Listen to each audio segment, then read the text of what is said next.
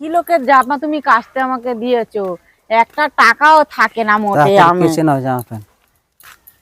ইস শালা, 200 টাকা পেয়েছি রে। ভগবান তুমি আছো, ভগবান তুমি আছো। এই দেখো বড্ড, তুমি তো আমাকে ফুচকা খেতে 10টা টাকাও দিওনি, আর এই দেখো আমি 200 টাকা পেয়েছি। তোমাকে একটা টাকাও ঠেকাবুনি। আমি নাইটি কিনবো।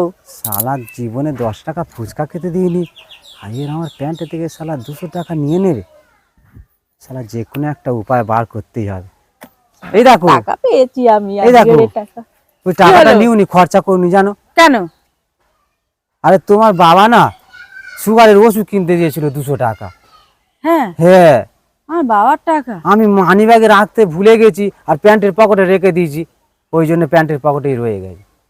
আচ্ছা এনো বাবা, তাহলে ওষুধটা আনবে খন। এনো এনো বাবার ওষুধ নিয়ে আসো, বাবাকে দিয়ে আসো। আমার টাকা খরচা করবে, আমি শালা ইনকাম করবার বউ নাকি খরচা করবে, এত বড় আসপাত দেয়। 200 টাকা